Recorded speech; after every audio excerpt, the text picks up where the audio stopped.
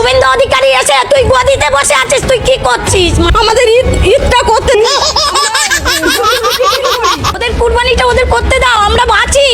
আমার স্বামী ভ্যান কাটে, ভ্যান চালায়, আমরা এইভাবে বাঁচি। তাহলে আমাদের বাচ্চা কাচ্চা সব আছে, তাহলে আমরা কি করে খাবো?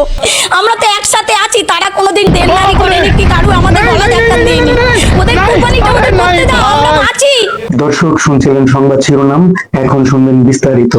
ভারতের হিন্দুরা কুরবানি ঈদকে সামনে রেখে গোমাতা অর্থাৎ গোবর ও গোমূত্র উৎপাদনকারী পশু বিক্রি করতে না পেরে শুভেন্দু অধিকারীর মা এবং বোনকে একসাথে খাওয়াচ্ছেন ভারতীয় হিন্দু সম্প্রদায়। তার কারণ হিসেবে জানা গেছে, ভারতীয় মুসলমানরা গরু ক্রয় করে কুরবানি দেওয়া থেকে বিরত থাকবেন এবছর।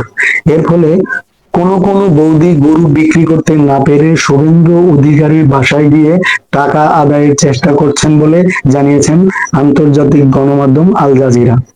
এদিকে ভারতীয় এই চুদনা ওরফে শুভেন্দু অধিকারী অখণ্ড ভারত নিয়ে চিন্তা করছেন। বিষয়টি নিশ্চিত করেছেন আলোচিত সংবাদ মাধ্যম রিপাবলিক বাংলা। গরু বিক্রি না করে গোবর ও গোমূত্র রপ্তানির পরামর্শ দিয়েছেন বিশেষজ্ঞরা। সেই সাথে 3 বেলা গোবর ও গোমূত্র পান করারও পরামর্শ দিয়েছেন তারা। যে সকল বৌদিরা গরু বিক্রি করতে পারছেন না, তারা চলতি মাসের 20 তারিখে বাংলাদেশের দৌলতদিয়া ঘাটে এসে প্রত্যেককে 5 লক্ষ করে টাকা নিয়ে যেতে বলার নির্দেশ দিয়েছেন দৌলতদিয়ার সিইও। খবরটি নিশ্চিত করেছেন ইরানের বিপ্লবী গার্ড IRGC। তবে গোমাতাকে বিক্রি না করার নির্দেশ দিয়েছেন নেতানিয়াহু। খবরটি নিশ্চিত করেছেন টাইমস অফ ইসরায়েল সংবাদ মাধ্যম।